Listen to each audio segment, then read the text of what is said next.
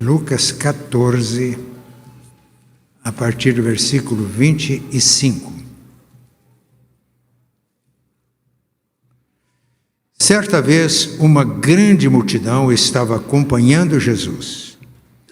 Ele virou-se para eles, para as pessoas, e disse: quem quiser me acompanhar, não pode ser meu seguidor, se não me amar mais do que ama o seu pai, a sua mãe, a sua esposa, os seus filhos, os seus irmãos, as suas irmãs e até a si mesmo.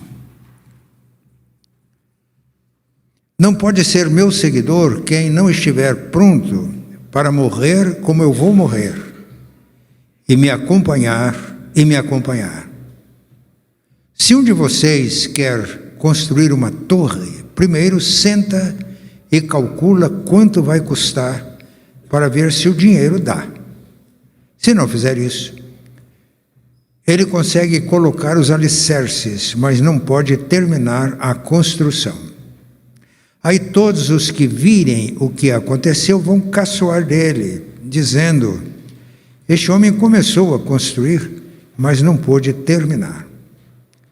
Se um rei que vem com 10.000 soldados vai partir para combater outro que vem contra ele com 20.000, ele senta primeiro e vê se está bastante forte para enfrentar o outro. Se não fizer isso, acabará precisando mandar mensageiros ao outro rei, enquanto este ainda estiver longe, para combinar condições de paz. Jesus terminou dizendo: assim nenhum de vocês pode ser meu discípulo se eu não deixar tudo o que tem. O sal é uma coisa útil, mas se perde o gosto, deixa de ser sal. É jogado fora, pois não serve mais nem para a terra, nem para o monte de esterco. Se vocês têm ouvidos para ouvir, então ouçam.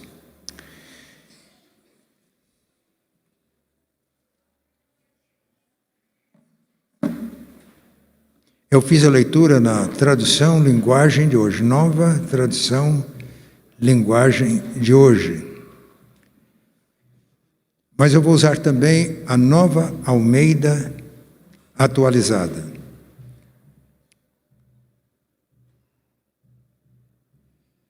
Em João capítulo 6, Jesus disse que ele veio à terra, ao mundo, não para fazer a vontade dele,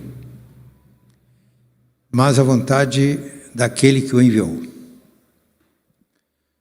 Como discípulo de Jesus, eu vim de Londrina para Curitiba, não para fazer a minha vontade, mas a vontade daquele que me enviou. Eu estou plenamente convicto de que a vontade daquele que nos envia é que nós sejamos uma comunidade de discípulos. Discípulos que fazem discípulos de Jesus. E para fazer discípulos de Jesus, a condição básica, primeira, é ser discípulo de Jesus. O texto lido narra a experiência de Jesus e seus discípulos já quase no final do seu ministério. Nós vamos encontrar o mesmo relato no Evangelho de Mateus, capítulo 16, e no Evangelho de Marcos, capítulo 8. Eles caminhavam para Jerusalém. E eles eram acompanhados de uma grande multidão. Algumas traduções dizem grandes multidões. E ele se voltou para as pessoas que o seguiam, fazendo parte da grande comissão, e disse as palavras que nós já lemos.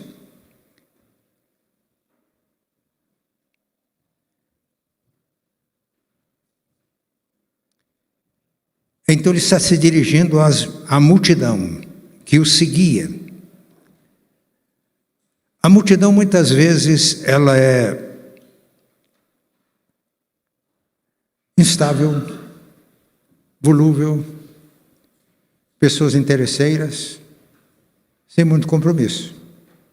Mas essa multidão estava seguindo a Jesus. E ele se dirige a essa multidão dizendo essas palavras. Em outra ocasião, Jesus fez um discurso para a multidão. João capítulo 6, ele multiplicou pães com poucos peixes e pães, ele alimentou uma grande multidão. E a multidão ficou entusiasmada e queria fazê-lo rei. E Jesus se retirou. As pessoas foram atrás dele, multidões seguindo a Jesus. Ele dirigiu-se à multidão naquela ocasião, dizendo que eles deveriam procurá-lo como pão vivo que desceu do céu.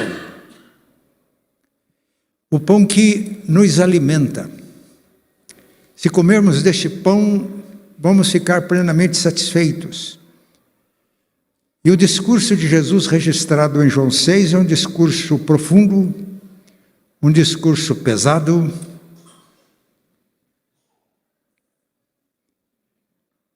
um discurso rico. E o texto diz que muitos que estavam acompanhando Jesus, ouvindo a sua mensagem, as pessoas disseram: duro é esse discurso. Quem pode sofrer um discurso assim? E já não seguiam mais a Jesus. Então ele voltou-se para os 12 e perguntou: vocês também querem ir?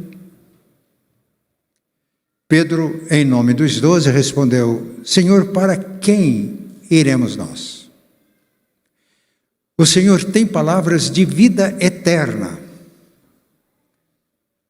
Pedro estava entendendo a proposta de Jesus. E nós conhecemos que o Senhor é o santo enviado por Deus. Jesus não se impressionou com esta resposta, ele olhou para os 12 outra vez e disse: eu não escolhi 12, mas um de vocês é diabo. Jesus nunca se impressionou com multidões. Hoje nós vemos multidões afluindo aos templos, grandes templos. Mas a pergunta é: somos discípulos de Jesus? Somos realmente cristãos? Jesus vai colocar neste texto algumas demandas do discipulado, algumas exigências. Nessa semana eu fiz algumas orações matinais baseadas neste texto. E tem uma irmã que está em Chicago fazendo lá um mestrado, e ela recebe as orações. E ontem ela respondeu: exigências, demandas radicais. Para o mundo isso aqui é loucura. E ela está certa. Quais são as demandas? Versículo 26.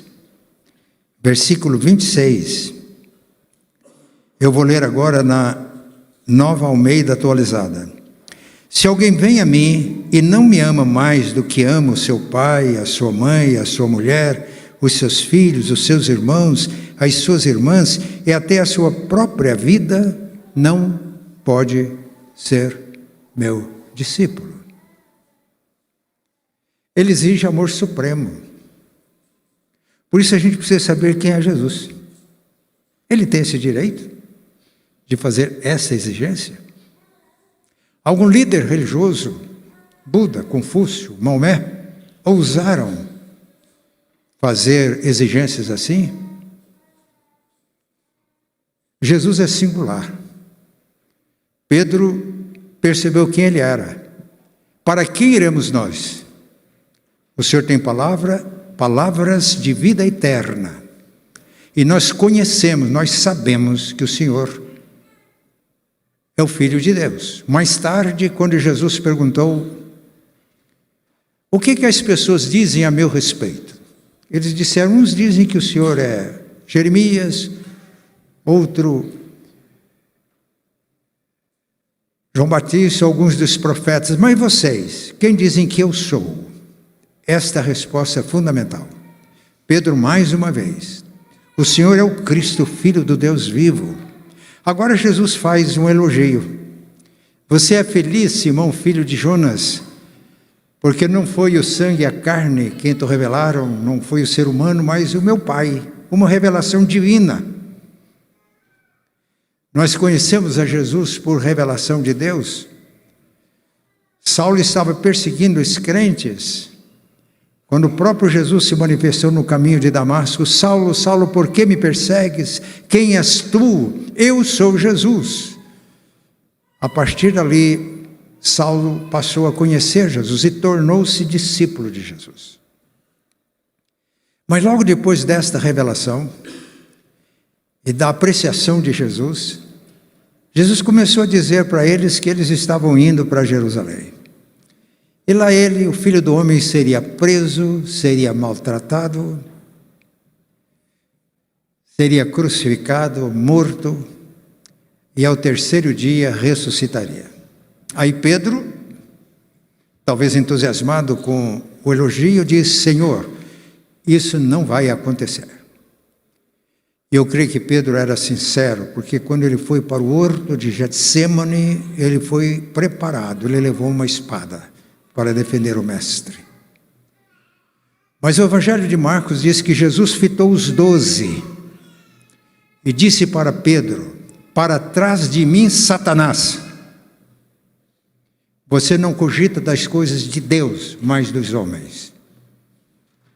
E nessa jornada, 2 discípulos deles, Tiago e João, pediram para que no reino dele, eles não estavam pensando aqui no céu, eles estavam pensando que as profecias do Antigo Testamento se cumpririam, Jesus tornaria um grande rei com poder mundial, sede em Jerusalém. Eles pediram para que um tivesse uma posição à direita e outra à esquerda. Diz: vocês podem beber o cálice que eu bebo? Eu acho que eles não entenderam nada. Jesus estava falando do cálice amargo que ele ia beber, que era a sua morte na cruz. Disseram: podemos. Eu até fico imaginando que eles pensaram que era o cálice de uma celebração da coroação do Rei Jesus como um governo mundial. Podemos. Vocês até vão beber desse cálice, mas isso não está, eu não posso conceder isso. Mas os 10 se indignaram contra os 2. Afinal, estava querendo passar os 10 para trás. Jesus, percebendo, disse para todos: os que governam o mundo exercem autoridade sobre os que lhes são sujeitos, mas entre vocês não será assim. O maior entre vocês será o servo de todos. Porque o próprio Filho do Homem não veio para ser servido, mas para servir e dar a sua vida em resgate por muitos. Jesus tem direito de exigir amor supremo?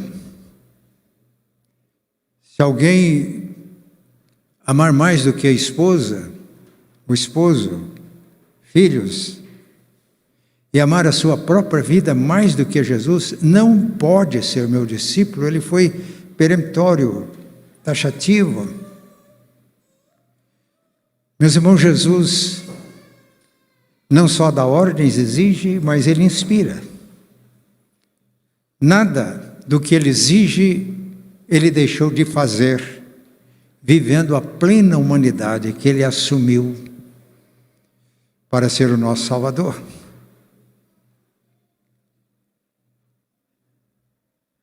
A Bíblia diz que quando cremos em Jesus, ele nos dá o dom do Espírito Santo. E o Espírito Santo derrama o amor do Pai no nosso coração. Ao nos tornarmos discípulos de Jesus, e ao recebermos o dom do Espírito, o amor do Pai enche o nosso coração. E nós amamos com o amor do Pai. Só aí nós podemos realmente amar a esposa, o esposo, os filhos, as pessoas próximas. Amor real, amor verdadeiro. Nós temos uma ilustração muito clara no Evangelho de Marcos, capítulo 3, versículo 20, a partir do versículo 20. Jesus tinha iniciado o seu ministério terreno. E o texto diz que era tanta atividade que eles iam e vinham, não tinha tempo de nada. Maria, mãe de Jesus, uma mãe terna, amorosa, extremosa, percebeu que ela precisava proteger o filho. Conversou com os irmãos de Jesus, ele era o primogênito, e chegaram a uma conclusão: ele está fora de si. Ele pirou. Nós precisamos tomar uma providência. E qual foi a providência? Os irmãos podem conferir depois Marcos 3. A providência foi que eles saíram para prender Jesus e levar para casa. Qual era a motivação de Maria? Os irmãos acham que Maria amava Jesus, seu filho?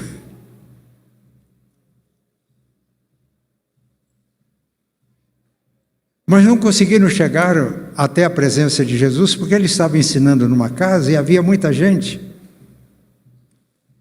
E quando Maria e os seus filhos, irmãos de Jesus, chegaram, não conseguiram entrar na casa.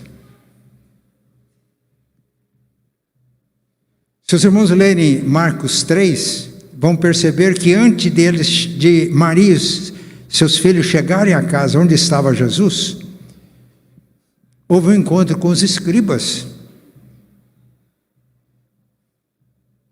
Eles ouviam falar que Jesus estava expulsando o demônio. Eles diziam: ah, é?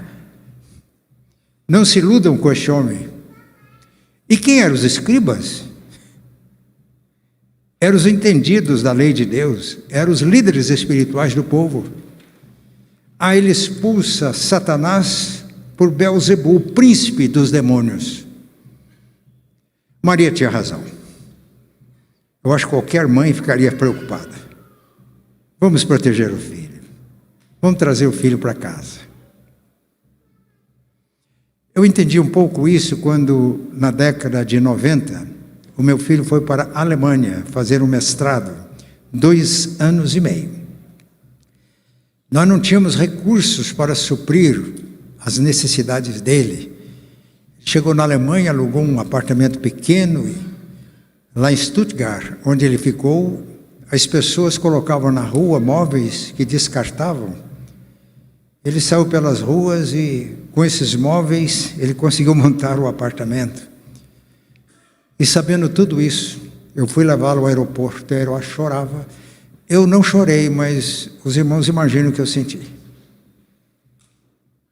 A Bíblia diz que os filhos são flechas. Mas como é difícil a gente lançar as flechas. Como estava sendo difícil para Maria.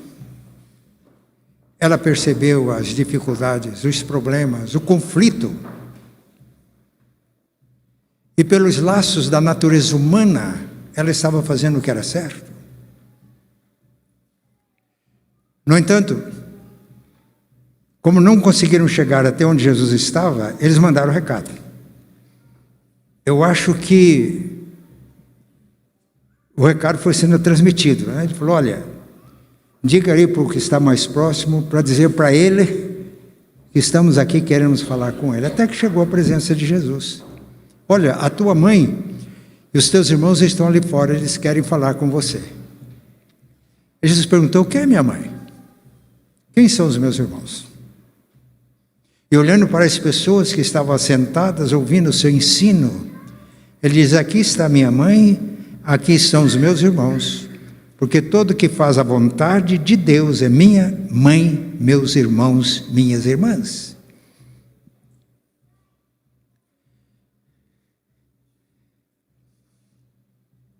Nós somos extremamente egoístas. Quando nos tornamos discípulos de Jesus, Ele nos liberta do egoísmo. O que havia de egoísmo, de amor real nas atitudes de Maria? Como nós atrapalhamos às vezes os nossos filhos. Como a cultura, quando alguém se converte a Cristo, é deserdado, expulso de casa, como aconteceu com Sadhu Sungar Singh na Índia. Não. Jesus amava muito a sua mãe. Mas Jesus não amava a sua mãe e os seus irmãos mais do que ele amava o Pai. E o Pai não amava apenas Jesus, o Pai amava todos nós, ama todos nós. E o Pai tinha um plano, nos salvar por meio de Jesus. E para isso, era necessário que Jesus assumisse a nossa natureza humana e fosse 100% homem, mas não só isso, que não obrigado por ninguém, nem pelo Pai, mas espontaneamente assumisse também a culpa do pecado que nos separava do Pai. E no plano do Pai para Jesus estava a morte de cruz. Nem sempre é fácil amar verdadeiramente os nossos filhos. Mas Jesus entendeu que o amor que ele devia ao Pai ultrapassava todos os limites do amor afetivo humano. É aqui que a graça de Deus se manifesta.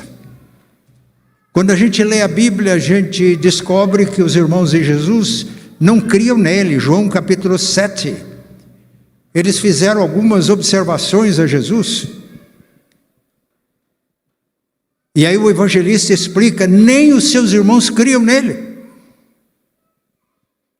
Jesus encontrava conflitos na família, por causa do seu compromisso com o Pai, com o reino de Deus, com a justiça, com um plano de salvação. Mas, quando a gente chega em Atos capítulo 1, e ao registro daqueles que estavam no cenáculo, aguardando o cumprimento da promessa de Pentecoste, lá estavam Maria e os irmãos de Jesus. Porque Jesus amou mais o Pai, porque Jesus foi obediente à sua missão. Os irmãos dele que não criam nele, com a evidência da ressurreição, com seu sacrifício, com seu amor real, não palavras bonitas, mas dando a sua vida por nós, levou seus próprios irmãos à conversão. É assim que nós devemos amar a nossa família. E por isso, se nós amarmos mais do que a Jesus, não podemos ser discípulos. Este texto está dizendo que é necessário uma decisão. Aqui ninguém fica em cima do muro. Decisão. Mas vem outra exigência, outra demanda, que está no versículo seguinte, versículo 27. E quem não tomar a sua cruz e vier após mim, não pode ser meu discípulo. Cruz. A minha cruz, a tua cruz. Que cruz é essa? Não, a cruz não é uma doença. Aquela doença persistente, é minha cruz, eu preciso carregar essa cruz. A cruz também não é uma esposa reixosa, goteira d'água, pum, pum, pum. O autor de Provérbios fala. Não é também um marido insensível, grosso. Não é também um filho rebelde. É a minha cruz, eu tenho que tolerar. Não são adversidades da vida de negócios. Que cruz é essa? Jesus levou a sua cruz. Chegou um ponto que ele não conseguiu mais. Eu vi um estudo, pessoas dizendo que exageraram nos castigos aplicados a Jesus antes dele ir para a cruz. Geralmente não tratavam daquele jeito os piores criminosos. Um momento ele não conseguiu carregar a cruz. Simão Cirineu carregou a cruz de Jesus. Que cruz é essa? Essa cruz é figura de morte, é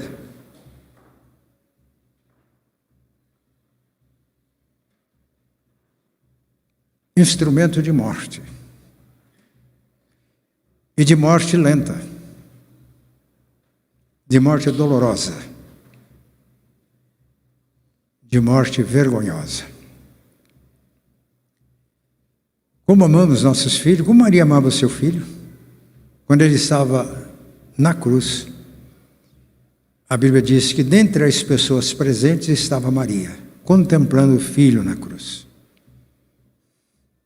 Ela deve ter se lembrado da profecia de Simeão: uma espada traspassará a tua própria alma.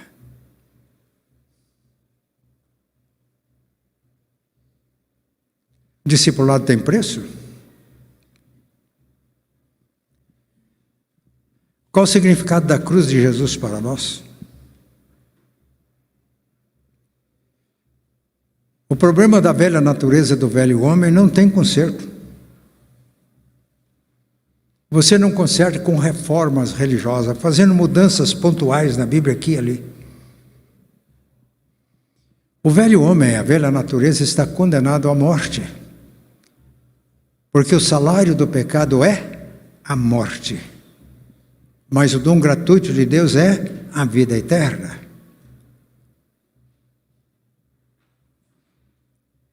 Eu acho que eu já contei essa experiência. Na década de 70, converteu-se um jovem na minha igreja e ele veio com tudo. Trabalhando na UMP, União da Mocidade, de repente ele começou a chocar-se com algumas pessoas na igreja. Dentre as pessoas, um presbítero. Aí eu tive que conversar com os dois. O presbítero era um homem zeloso, servia a Deus. Mas na medida que eu conversei com ele, ele achou que ele tinha errado a dose. Quando eu fui conversar com o jovem, eu disse: filho, na igreja há um princípio de autoridade. Um presbítero pode até errar, mas é o princípio. Aprenda o princípio. Ele olhou para mim e disse: pastor, o senhor é meu pai. Eu tinha pouco mais de 30 anos de idade naquela época. O senhor é meu pai. Me ensina. O que eu preciso para servir a Deus? Eu tenho muita vontade. Eu fui salvo, Jesus, o senhor sabe, eu quero servi-lo. Eu nunca me esqueço o que eu disse para aquele jovem. Eu disse: o fulano, eu falei o nome dele, precisa morrer. Ele assustou, falou: porque o fulano, eu disse, é cheio de problemas. E quando o fulano morre, Jesus pode manifestar-se na sua vida. Ele entendeu a lição. Esse menino hoje é vô. Tem filhos que servem ao Senhor como pastor. Cruz. Paulo, escrevendo aos Gálatas, ele falava daqueles que acreditavam muito nas cerimônias religiosas e na religião. A gente sempre ouve dizer: todas as religiões são boas. E quando eu falo da singularidade de Jesus, as pessoas me chamam de fanático. Porque nós devemos reconhecer que ele foi um grande mestre, mas tem coisas em Buda, em Confúcio, em Zoroastro, e a gente precisa de um ecumenismo que faz com que todos esses valores dos grandes mestres religiosos convirjam para abençoar a pessoa. Eu sinto muito, mas não é assim não. Não é. Meus irmãos, todos os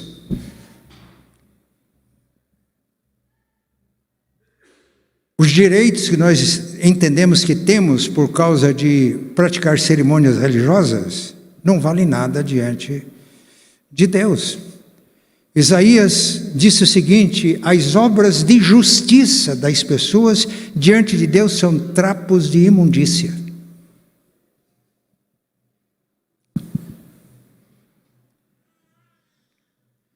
Paulo, escrevendo aos Gálatas, ele diz: olha, vocês estão enfeitiçados com mestres que aparecem por aí, dizendo que vocês têm que praticar isso, aquilo e aquilo para serem salvos, aceitos por Deus.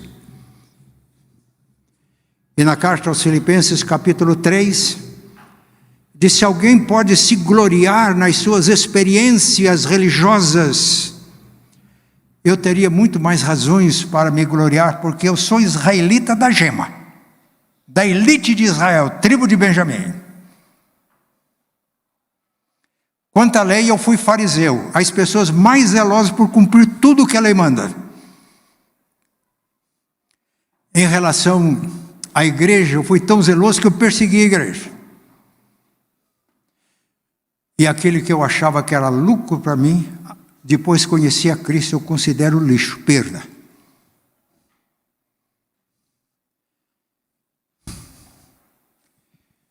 Todos esses méritos religiosos, por ações religiosas, a cruz reduz a pó.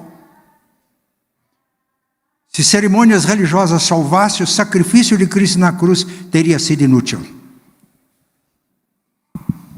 Ele é singular. Só Ele pode fazer essa exigência.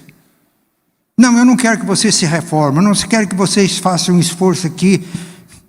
Você precisa de morrer na cruz. A minha cruz é a tua cruz.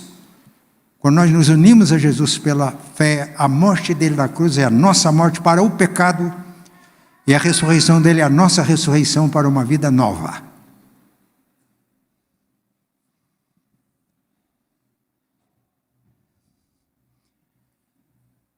Se alguém não tomar a sua cruz e me seguir, não pode ser meu discípulo, tem que decidir.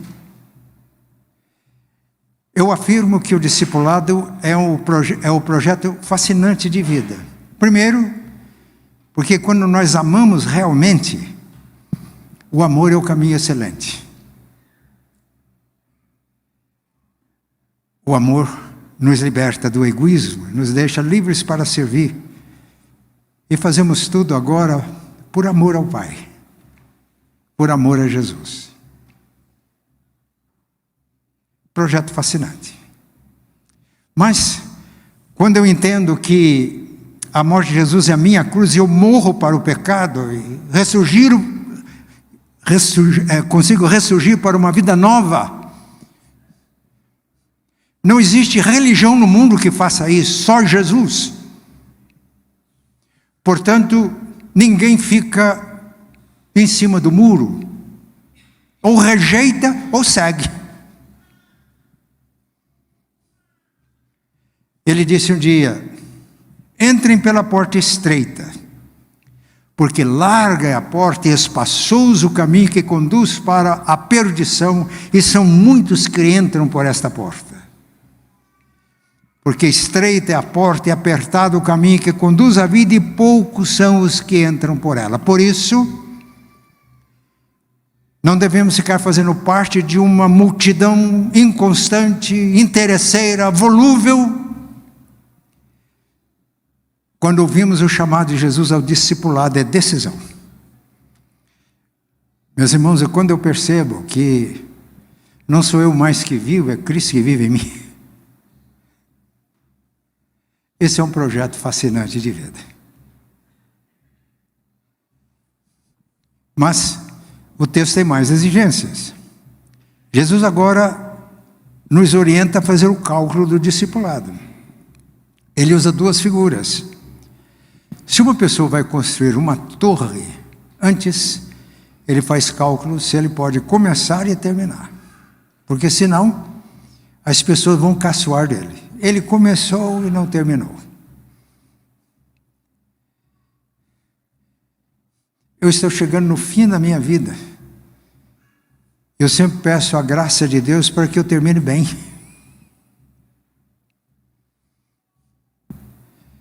Mas ele usa uma outra figura de um rei que sai para guerrear contra outro rei com 10.000 soldados, e o outro vem ao encontro dele com 20.000 soldados.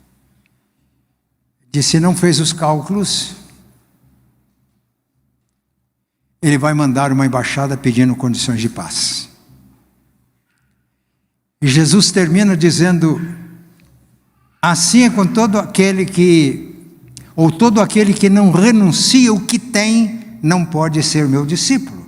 Eu acho que foi isso que levou a irmã que está lá em Chicago a dizer: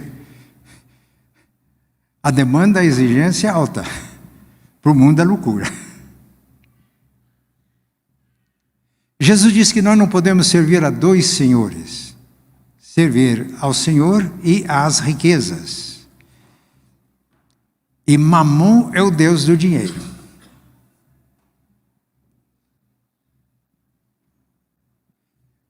Jesus nos exorta: busquem o reino de Deus e a justiça do reino, e as demais coisas vos serão acrescentadas.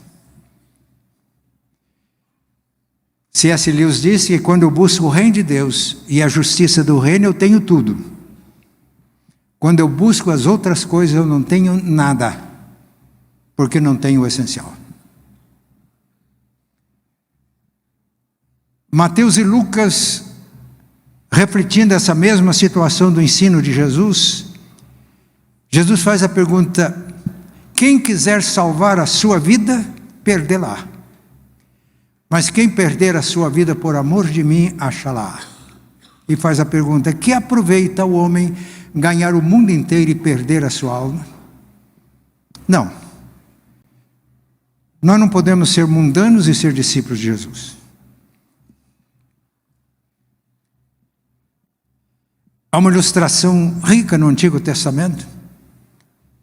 Quando a gente lê Gênesis, a gente percebe que Abraão tornou-se um homem próspero, rico. Ele tinha rebanhos, tinha servos e servas. Mas a maior riqueza de Abraão, quem era? Eu ouvi alguém falando. Qual era a maior riqueza de Abraão? Isaque, filho da promessa. Deus tinha prometido fazer de Abraão uma grande multidão. Isaque agora é um adolescente. E Deus prova Abraão: Abraão, me dê o seu filho Isaque. Ora, Deus podia ter pedido tanta coisa que para ele não era problema. Ele tinha bens, tinha propriedade, mas Isaque é um teste. E a Bíblia mostra que Abraão não negou o filho. E no momento em que ele ia imolar Isaque, Deus falou com ele: Abraão, agora eu sei que você é crente. Se fosse agora, Jesus dizia: Abraão, agora eu sei que você é meu discípulo. Não é que Deus não sabia, mas Abraão precisava de saber. As provações, meus irmãos, não são para que Deus saiba, mas para que a gente se conheça.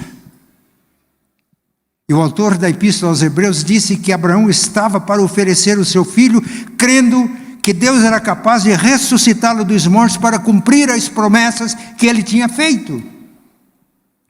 É assim a nossa fé como discípulos de Jesus.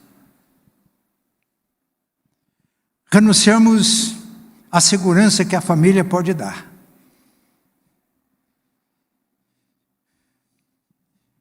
Nem sempre a segurança e o desvelo da família pelos filhos é amor real. Eu falei do meu filho na Alemanha. Depois que passou algum tempo, ele dizia: pai, às vezes eu chorava, porque com poucos recursos, eu fui estudar música com um homem que é top. Ele tocava o boé na orquestra. Eu tocava na presença dele, eu transpirava. Eu via que o meu nível de conhecimento e de performance musical na Alemanha era ruim. As condições, eu chorava. Ainda bem que ele não contou para Eloá esses momentos que ele passou. Ainda bem que Jesus não se deixou prender pela mãe e os seus irmãos, foi para casa. Se alguém amar o esposo, a esposa, os filhos mais do que a mim, não é digno de mim, não pode ser meu discípulo. Se alguém não tomar a sua cruz e não me seguir, não pode ser meu discípulo. Se alguém não renunciar a tudo que tem, não pode ser meu discípulo. No momento em que Abraão renunciou, ele não sabia o que Deus ia fazer. Deus devolve Isaque.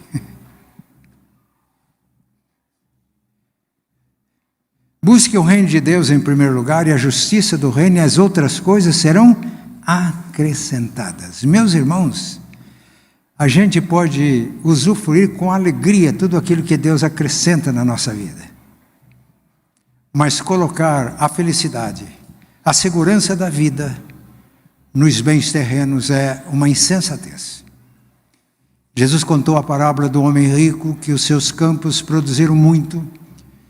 Ele disse: que eu vou fazer? Os meus celeiros não comportam todo o resultado da minha colheita. Vou fazer isso. Vou derrubar os meus celeiros, construir outros maiores. Vou armazenar tudo que estou colhendo. Eu vou dizer à minha alma: alma, come, bebe, regala-te. Que vida! É a vida que eu pedi. Mas uma voz: louco, insensato, esta noite pedirão a tua alma.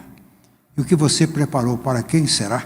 E Jesus conclui: assim é todo aquele que é rico para si mesmo e não é rico para com Deus. Eu tive informações que Rockefeller foi o primeiro bilionário no mundo. E que quando ele morreu, nos funerais dele, estava o contador dele. E uma pessoa chegou, curiosa, perguntou: ele deixou muita coisa?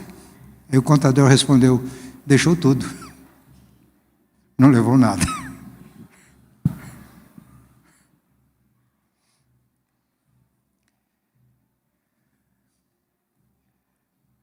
Mas quando temos essa liberdade de não viver com as preocupações do amanhã, quando nós entendemos que as coisas necessárias Deus dá aos seus amados enquanto dormem, essa é uma vida fascinante.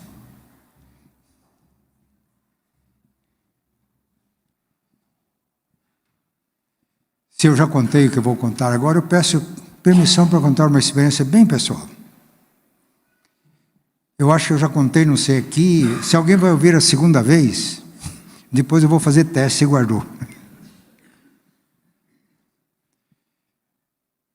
Em maio de 2019, final de maio, começo de junho, não me lembro, eu dei uma resposta à igreja, representada no conselho, que eu aceitava o convite, o desafio para vir para Curitiba.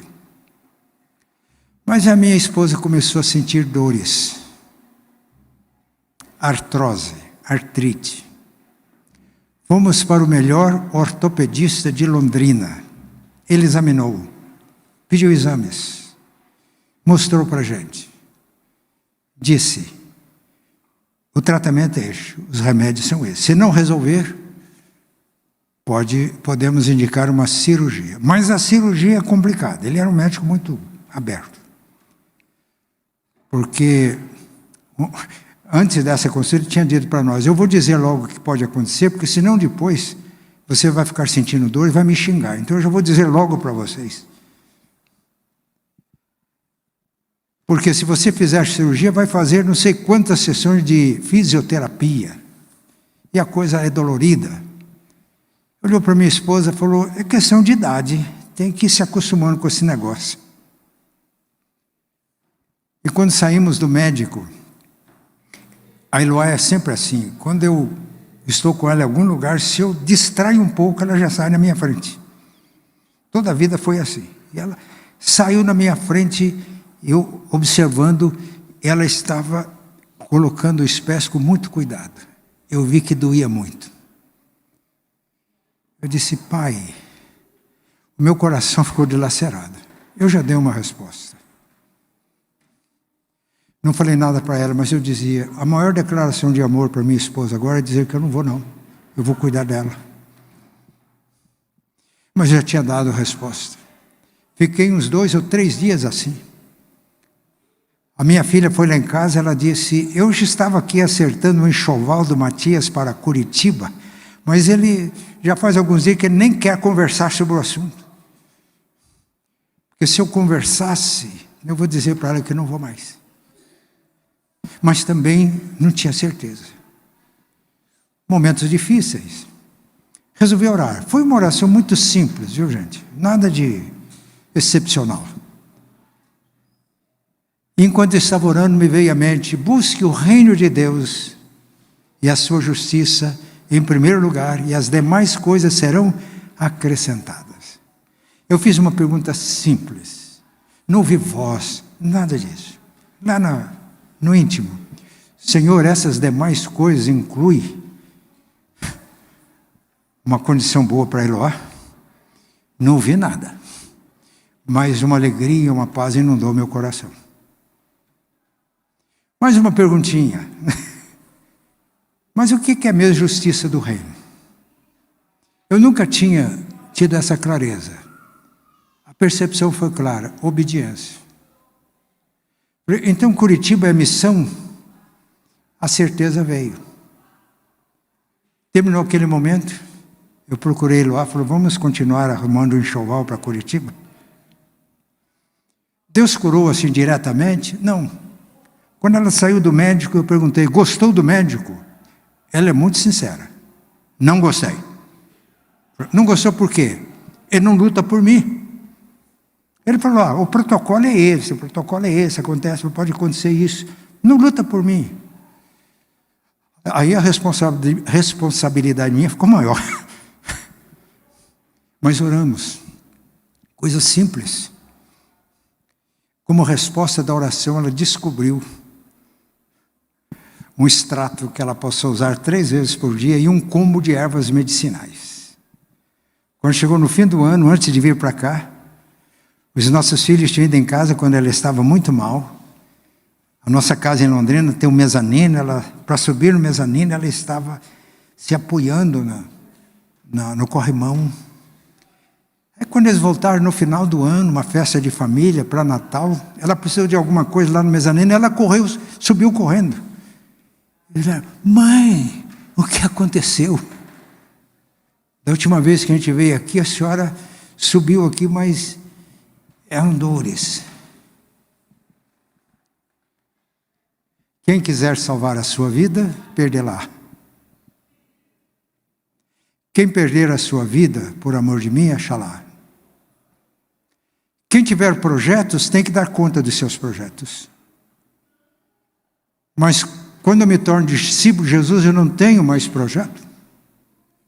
Meu projeto é dele. Efésios 2:10. Somos feitura dele, criados em Cristo Jesus para as boas obras, as quais ele preparou de antemão para que a gente ande nelas. Quando eu sou discípulo de Jesus, eu discerno o projeto de vida que ele tem para mim. Eu não tenho projeto, meus irmãos, isso é vida. Isso é um projeto fascinante. Quando você renuncia os seus projetos para viver os projetos de Deus. Isso não é só para pastor, não. Isso é para todo discípulo de Jesus. As demandas são altas. A minha ovelha que está lá em Chicago, ela tem razão. Pastor, as demandas realmente são altas. Para o mundo é loucura. Mas para Deus, sabedoria de Deus, que nos liberta do pecado, da visão curta, para viver o projeto de Deus. Que Deus nos ajude. O que Deus quer é que a gente não seja apenas membro de igreja. Que a gente frequente, dá o dízimo. O que Deus quer é que sejamos discípulos de Jesus. Esse é o propósito de Deus para nós. Vamos ficar de pé e vamos orar?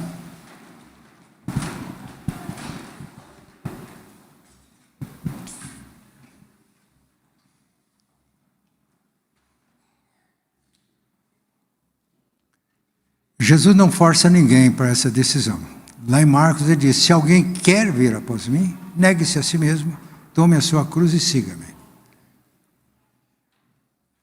Mas, quando conhecemos quem é Jesus, a gente diz como Pedro: para quem iremos nós?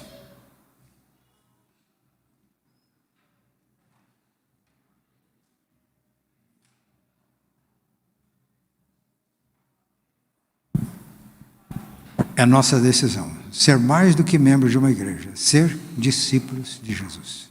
Pai, obrigado pela palavra. Ela é lâmpada para os nossos pés, é luz para os nossos caminhos. Pedimos que o Espírito Santo continue operando em nossas mentes, em nossas consciências. Essas demandas só Jesus pode fazer. Porque Ele criou todas as coisas foram feitas por Ele, sem Ele nada se fez. Ele é o alfa e o ômega, o princípio e o fim, é o Rei dos reis, Senhor dos senhores. A Ele Foi dada toda a autoridade no céu e na terra. Pedimos então, Pai, que o Espírito Santo nos leve a conhecer realmente quem é Jesus. E que no poder do Espírito possamos decidir seguir Jesus, amando-o sobre todas as coisas, morrendo para o pecado e vivendo para a justiça. Não nos considerando donos de nada, não tendo projetos próprios, mas vivendo os teus projetos. Que todos nós entendamos que o discipulado é o projeto mais fascinante de vida, para que possamos vivê-lo em plenitude e nos tornarmos testemunhas de Jesus no mundo perverso e corrompido no qual vivemos. Oramos em nome dele. Amém. E a graça de nosso Senhor e Salvador Jesus, o amor de Deus nosso eterno Pai, a comunhão e a consolação do Espírito Santo estejam com todos, hoje e sempre. Amém.